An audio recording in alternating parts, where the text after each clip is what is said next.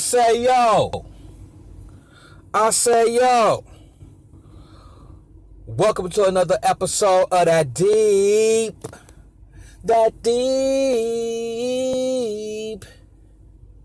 shit where we connect, we connect who?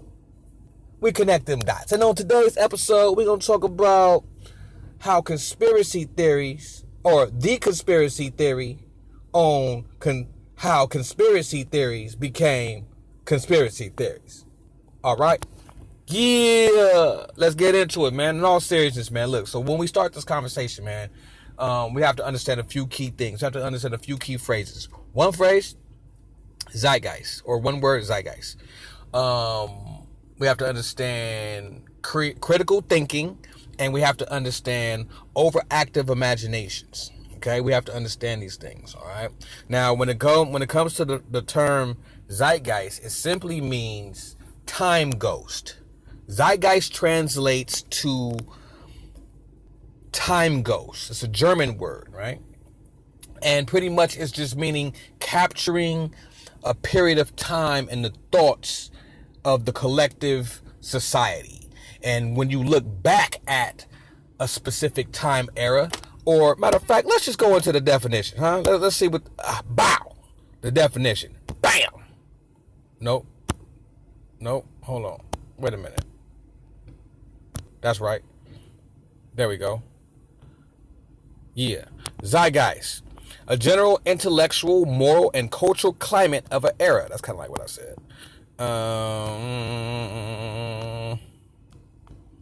Let me see. Yeah. So pretty much, yeah, that's what it is. It's just looking at a specific time period, and when you look back at it, you can have a better reference or a better framework for it. All right. Let's take a look at critical thinking and defining that. Critical thinking. Critical thinking means it's the intellectually disciplined process of actively and skillfully conceptualizing, applying, analyzing, synthesizing, and or evaluating information gathered from or generated by observation, experience, reflection, reasoning, or communication as a guide to belief or action. I don't like that belief word, but we'll rock with it. This is my point, man. This is my point. If you're not doing at least that, you and others that you're talking to or talking about shit, you're doing a disservice. You know what I'm saying? You're doing a disservice. All right. The objective analysis and evaluation of an issue in order to form a judgment. Now, there's a few things you need to have under your belt before you can just run off and think that you're a critical thinker. All right. I think I've seen some of these. Okay, let's just go over the top 5 critical thinking skills. You have to be analytical. That's part of it. You have to know how to communicate. But also, they're not mentioning you have to know how to listen and observe. That's not mentioned here, but that's real. If you can't listen and observe, then you really can't communicate anyways. You have to be creative in your mind. You have to be open-minded. That means you can't just think that whatever you know already is the end-all, be-all. And you have to have some sort of problem-solving skills. I would definitely agree with all of that, all right? Let's keep it moving. Now, when I seen this definition of overactive imagination, I had to laugh at it because it means absolutely fucking nothing. Definition of an overactive imagination or overactive is excessively or abnormally active, overactive glands, and overactive imagination. What? I don't know. But that led me to this word. This word called, let me find it. Oh, it's right there. I'm tripping. Paroxysm disorder. Right? Paroxysm disorder. Now, paroxysm disorder, let's take a look at the definition. Sometimes people take their imagination and their fiction world beyond limits, which leads to a condition called paroxysm. Paroxysm is a phenomenon where detailed imaginary world is created in one's mind. Paroxysm is a fiction world involving humans, animals, and even aliens or other fantasy characters. Now, you got to be careful because, the powers that be that control words, that control definitions, dictionaries, they always want to social engineer, okay? And so, when you just look at this phrase paracosm on the surface, right, it kind of makes you think that you shouldn't have an active imagination. No, you should. But at some point in time, people tend to go overboard. And I think that overboard is what they're talking about here. Where that line is drawn, that's up to you. All right. Now, that makes me also talk about another phrase, social engineering. That's something else that we have to take into consideration as we're talking about or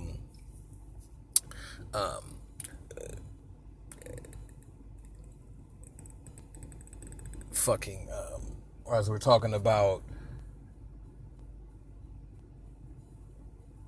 conspiracy theory. All right. Okay. So getting to the get down. Now check this out, man. What people fail to realize is this, man. People fail to realize this. Let's go back to the home screen. People fail to realize this. The powers that be have been social engineering through media, radio, television, for years, okay? Years. Now, with all of that being said, we don't think in terms of 10-year plans, 20-year plans, 30-year plans for the most part, but we are up against people who do. Let's take in consideration the event that happened in 1938, the Orson Welles War of the World broadcast on the radio. Now, what this was a broadcast being told over the radio, because back in the day there was no TV, there was only radios. So they were telling a story about an alien invasion that was coming towards New York. People across the country listened to this over the radio and ran out in the streets in mass hysteria. This broadcast was known to be, under wraps, a psyop to see if or how the American public would react to such information. When the people reacted, the powers that be got their answer. We were not ready for that. It's oddly enough, shortly after that, we had Roswell, the alien space craft crashed, and things of that nature. Either happened before or a little after. I think it happened before. I'll have to check my sources on that. But around the same time, we had those events. Now, what that told the powers that be is the people was not ready for such information. All this gets logged and the society is engineered accordingly. Fast forwarding from 1938, you will have, multiple events. Let's even go fast forward more than that. You would have 9/11. Let's just go to major events. 9/11, 2001, when you had the towers crash, right? This is where the whole conspiracy theory or truther movement really first started. You know what I'm saying? We didn't know that at the time, but we could look back at it as a zeitgeist, as a time goes. So we can look back at it and extract the information, and we can see this is where the new truther era has started. Okay, so the 9/11 thing happens, right? Traumatic experience, traumatized anybody who watched it on the news. I remember where I was at when I seen it, right? Like the back of my hand right now. That's how traumatizing it was. And when you're traumatized, it creates a compartment in your brain. It compartmentalizes your memory. You know what I'm saying? Anytime you're traumatized or happy, but more than likely out of trauma, right? So you know what I'm saying? So we were traumatized by that. Now, 2001. So in 2004, what ended up happening is we had a film called Fahrenheit 9/11. This was made by a director by the name of Michael Moore. And if you do your research on Michael Moore, he's a pretty much of a shady character. But the point that I'm trying to make in all of this is this. Fahrenheit 9/11 was sold in stores, Walmart and shit. And Fahrenheit 9/11 was exposing the government for the plane attacks of being staged, faked, or even planned themselves by the government. So how can the government allow something to be sold that talks against the government? So think about that. This goes back to social engineering. This is what I meant by we have to stay cognizant of these phrases and what these things mean. So why would the government even allow this? Because the evidence was overwhelming. Okay? But this is what I mean by social engineering. Right? So now we're like, oh, the government is liars. We can't believe anything they say. This is in 2004. We can't believe the government in the back of our heads, but we still want to. Then let's just skip forward to Obama getting elected, 2008, 4 years later. From 2004 to 2008, Obama's elected. So now we're like, anything can happen. See, these are still, here's happiness compartmentalizing the brain. Remember I said, trauma and happiness compartmentalizes the brain. When these compartments are created, they can be manipulated by the people who create them. I'm showing you how social engineering works on the mind. Okay? All right. So social engineering works like that on the mind. So now we're like, anything can happen. Shortly after Obama was elected, we had the Obama deception in 2009 that was narrated, and I think created or produced by Alex Jones, another operative and agent. Let's not forget. But when we watched that show or that movie or that documentary, the Obama deception, it exposed the government for all of its faultiness. That's what I learned about the Trilateral Commission, all them motherfuckers. You know what I'm saying? All them motherfuckers. You know what I'm saying? I learned it from there. I'm like, damn, we just got Obama in, but Obama faulty. We didn't want to believe that, but that's around the time I really started connecting the dots about a whole lot of shit for myself personally, around 2008. Shit started kicking into high gear. Now, after that, so we like, damn, Obama faulty. Now, Obama stayed into term for 8 years, right? We come to find out Obama was faulty. But that came out at the beginning of his election with the Obama deception. That's my point. Okay, so now that's compartmentalizing, like, damn, we really can't trust the government. We can't trust nothing we see on the news. We can't trust shit. Remember, all of this is in place and they're not stopping it. The powers that be is not stopping us from viewing any of this shit, putting any type of junctions, restrictions, anything on none of this shit from coming out. Because they want it out. They want us to think that we can't trust them. Why? Because it's part of a major plan to social engineer society. Starting all the way back from Orson Welles' War of the Worlds. And probably way before then. And everything in between. The Tuskegee experiments, everything in between. They've been experimenting on the public and its citizens and people of the land for years. Decades. The LA riots. An experiment. Decades.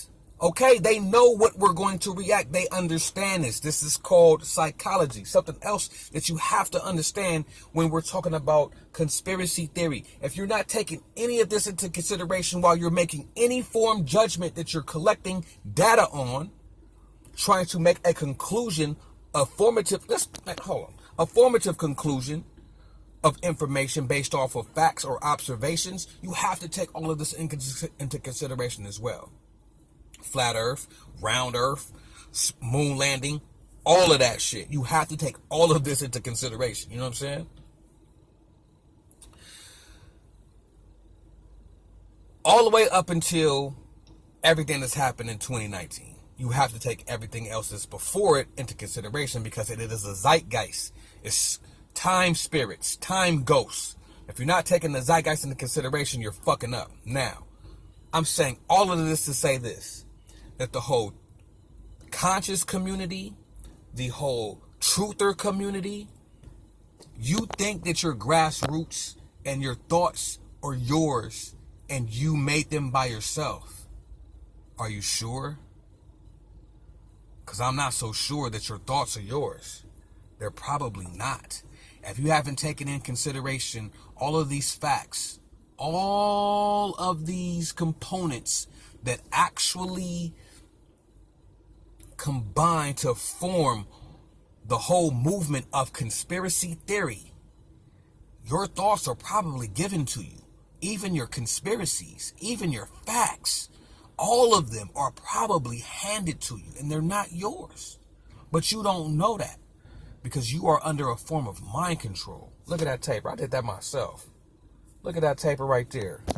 Ooh, that's kind of buttery. Not gonna lie. Anyways, man, I'm just trying to help, and I'm trying to connect the dots for myself, and I'm sharing notes. That's all. Not knocking any data or any experiments or any conclusions that anyone watching this video now or will watch this video have came to. I'm just sharing my notes. So moving forward, if you have not taken in consideration overactive imaginations, taking in consideration critical thinking, taking in consideration zeitgeist, then you may be doing yourself and others a disservice when you're spewing things. You may be contributing to the problem, not helping. And with that being said, you already know the drill. Keep them third eyes open. NewMysterySchool.com. Connect the dots. New Rebel TV. New Rebel Entertainment. Go.